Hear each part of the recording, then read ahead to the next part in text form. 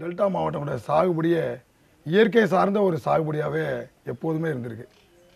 அப்போ பார்த்தீங்கன்னா டெல்டாவில் வந்து மேட்டூரை வந்து ஜூன் மாதம் 12ஆம் தேதி தண்ணி திறப்பாங்க. அதில் கொஞ்சம் முன்ன பின்ன ஒரு 2 நாள் முன்னாடி ஒரு பின்னாடி வரும் ஏதோ ஒரு கால சூழ்நிலை மாறலாம். அங்கே தண்ணி திறக்கிறாங்கன்னு சொன்னாலே இந்த டெல்டா மாவட்டத்தில் உள்ள விவசாயி குளம் குட்டையில் உள்ள நீர்நிலைகளை வச்ச நாற்றை பாயிடுவார், நாற்றை விதைச்சி ரெடியாகி பயிரை வளர்க்க ஆரம்பிச்சிடுவார் நாற்றை. அப்போ அந்த தண்ணி வர்றதுக்கும் அந்த நாற்று வயசாகிறதுக்கும் கரெக்டாக இருக்கும். அந்த நடவு போட இறங்குவார்.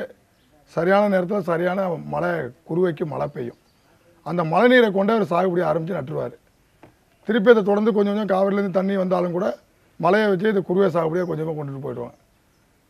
ஆனால் இந்த சூழ்நிலை இப்போ இல்லை. எதை நம்பியும் சாகுபடி பண்ண முடியாத சூழ்நிலைக்கு தள்ளப்பட்டுட்டு. காரணம் என்னென்னு கேட்டிங்கன்னா, மழை பெய்ய வேண்டிய நேரத்தில் மழை பெய்வதில்லை, மழை தேவையான நேரத்தில் மழை கிடைக்கிறதில்லை. இந்த மாதிரி ஒரு சூழ்நிலையில் விவசாயிகள் அதில் குறுவை சாகுபடி செய்ய முடியாமல் ஒரு சூழ்நிலை ஏற்பட்டு போச்சு. பயிர் சாகுபடியில் வேளாண்மையில் ரொம்ப உறுதுணையாக இருந்தது பறவைகள்லாம். நிறையா பறவைகள் நம்மகிட்ட இருந்துச்சு. அது வந்து நண்பர்களாக இருந்தாங்க, விவசாயிகளுக்கு நண்பராக இருந்தாங்க.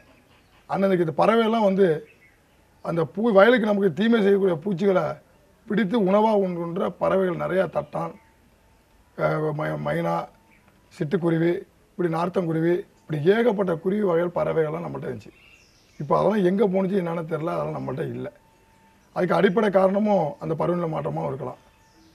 இப்போ பெரிய அளவில் பார்த்தீங்கன்னா வேளாண்மை விவசாயத்தில் நிறைய புது புது வியாதிகள் வருது. அந்த பயிரை திங்கிற பூச்சி வர்றது ஒரு பக்கம், புது புது பூச்சிகள் உருவாகிறது ஒரு பக்கம் இருக்குது.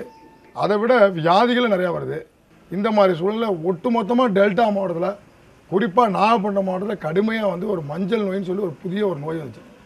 அந்த நோயினால் மிகப்பெரிய விவசாயம் பாதிக்கப்பட்டிருக்கு. இந்த பாதிப்புக்கு புது புது வியாதிகள் வருவதற்கும் ஒரு பருவநிலை மாற்றத்துக்கும் காரணம் இருக்குங்கிறத இப்போ விவசாயிகளே புரிஞ்சு கொள்கிற ஒரு நிலையை இப்போ நம்ம பார்க்க முடிஞ்சிருக்கு. வருஷத்துக்கு வருஷம் நம்முடைய டெல்டா மாவட்டத்து விவசாயிகளுக்கு நிறையா வந்து மானியம் கொடுக்குறாங்க. மானியம்னு சொன்னால் ரசாயன உரங்களுக்கும் பூச்சிக்கொல்லி விஷங்களுக்கும் களைக்கொல்லிக்கும் 50% மேலே மானியத்தை கொடுக்குறாங்க. விவசாயி நல்லா இருக்கணும்னு சொல்லிட்டு மானியம் கொடுக்குறதா அரசாங்கம் நினச்சிக்கிட்டு இருக்கு. ஆனால் விவசாயிகள் மிக மோசமான நிலைக்கு போகிறதுக்கு காரணமும் இந்த ரசாயன உரங்களுக்கும் பூச்சிக்கொல்லி விஷங்களுக்கும் கொடுக்குற மானியம். அதை விட மோசமானது இதில் உற்பத்தி செய்கிற உணவும் நுகர்வோருக்கு விஷங்கிறத அரசு இன்னும் உணரலை.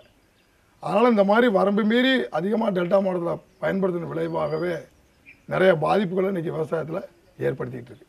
டெல்டாவில் 3 போகம் 4 போகம் சாகுபடி போய் இப்போ 1 போகம் சாகுபடியில் விவசாயி நிற்கிறாரு. இந்த 1 போகம் சாகுபடிக்கும் முழுமையாக மழையை நம்பியே நிற்கிறாரு.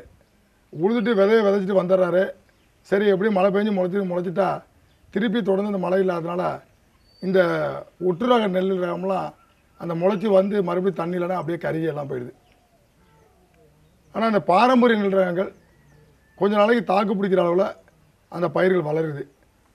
அப்போ தண்ணி முக்கிய பங்காக இருந்தாலும் கூட அந்த ஒட்டுரக நெல்லுகளை வந்து இதை வந்து விவசாயிகள் மகசூலில் செய்ய முடியாத காரணத்தினால ஒரு நடை சாகுபடி செய்கிறதுக்கு 2 முறை 3 முறை விதை செலவு, ஆள் செலவு செஞ்சுக்கிட்டு இப்போ கஷ்டப்பட்டுக்கிட்டு ஒரு சூழ்நிலை டெல்டா மாவட்டத்தில் எங்கே பார்த்தாலுமே பார்க்குறோம். அதுக்கு தீர்வாக வந்து என்ன இருக்க முடியும்னா, நம்முடைய பாரம்பரிய நெல்லை வந்து கையில் எடுக்கணும் விவசாயிகள். அது இயற்கை விவசாயத்தில் வரணும். வந்தால் அது ஒரு தீர்வாகவும் இருக்க முடியுது. நம்ம வீட்டில் உள்ள முன்னோர்களை போய் கேட்டிங்கன்னா 67 புயல், 68 புயல், 72 புயல் அடிச்சிச்சு அப்படிலாம் சொல்லுவாங்க. அந்த புயல் அடித்தது, அந்த வெள்ளம் வந்தது அதெல்லாம் பார்த்தோம்னா எல்லாம் அக்டோபர், நவம்பர், டிசம்பர் மாதங்கள்லேயே தான் அந்த புயல் பூரா நம்மகிட்ட வந்திருக்கு. ஆனால் சமீப காலமாக பார்த்து கடந்த 8 வருஷம் 7 வருஷமாக பார்த்தோம்னா இந்த புயல் அடிக்கிறது, புயல் வர்றதெல்லாம் கூட ஏப்ரல், மே மாதம், ஜூன் மாதத்தில் கூட இப்போ வருது. இப்போ இந்த மாதிரிலாம் வந்து கோடை காலங்களில் இந்த மாதிரி வந்து புயல் வர்றது, வெள்ளம் வர்றது, அந்த மாதிரி சூழ்நிலை இருந்ததில்லை. இப்போ இதெல்லாம் வந்து பருவநிலைக்கு மாற்றத்துக்கு பருவநிலை மாற்றத்தின் காரணமாக இன்றைக்கு இந்த மாதிரிலாம் ஒரு சூழ்நிலை இன்றைக்கி ஏற்படுத்திக்கிட்டு இருக்குது. இதனால் விவசாயிகள் வந்து திட்டமிட்டபடி வேளாண்மையில செய்ய முடியாத சூழ்நிலை தள்ளப்பட்டிருக்கு. மத்திய மாநில அரசுடைய வேளாண் கொள்கையில் பெருமளவில் வந்து மானியங்கள் சொல்லப்படுகிறது, பேசப்படுறது, அந்த திட்டங்கள்லாம் வருது. ஆனால் அந்த திட்டங்கள்லாம் வந்து அதில் எது நல்ல திட்டம், எது பயனளிக்குங்கிறத பற்றி விவசாயிகிட்ட கேட்குறதில்ல. விவசாயிக்கு என்ன தேவைங்கிறத கொள்கை முடியல அவங்க எடுக்கிறதில்ல.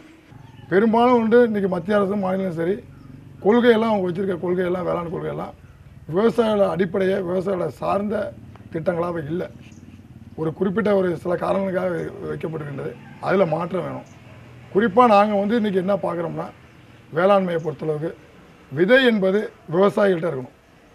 அதை விவசாயிகிட்ட வர்றதுக்கு முழுமையாக கிடைக்கிறதுக்கான வழிவகையை அரசு செய்யணும். விவசாயி நிறைய பேர் தற்கொலை செஞ்சுக்கிட்டே இருக்காரு. விவசாயத்தை விட்டு வெளியேறிட்டு போயிட்டே இருக்காங்க.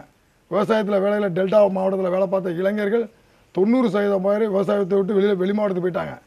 இந்த விவசாயத்தில் வந்து முதியோர்கள் மட்டுமே இந்த விவசாயத்துக்கு வந்துகிட்டு இருக்காங்க. இந்த விவசாயத்திற்கு உரிய நேரத்தில் ஆள் கிடைக்காதனால விவசாயம் பொய்த்து போயிட்டு விவசாயத்தை செய்ய முடியாமல் விவசாயம் தடுமாறிக்கிட்டு இருக்காரு. விவசாயத்தை செய்ய முடியாமல் நிலத்தை வந்து தரிசாக போட முடியல. அது விவசாயிக்கு கௌரவ குறைச்சலாக நினைக்குது. ஆனால் பெரும் பெரும் பண்ணைகள் கூட இன்றைக்கி ஆள் பற்றாக்குறதுனால இந்த விவசாயத்தில் லாபகரமாக இல்லாததுனால விவசாயத்தை விட்டு வெகு தூரம் விவசாயி சென்றுக்கிட்டு இருக்காங்க. இதெல்லாம் வந்து அரசாங்கம் வந்து கொள்கை ரீதியில் விவசாயியோட கருத்து கேட்போட இதில் ஒரு மாற்றம் கொண்டு வரணும். மாற்றம் கொண்டு வர மட்டும் இல்லை, இன்றைக்கு இளைஞர்களை விவசாயத்தை ஈர்க்கப்படவில்லை என்று சொன்னால் மிகப்பெரிய ஒரு பாதிப்பை அரசு சந்திக்க வேண்டிய ஒரு சூழ்நிலை இருக்குது.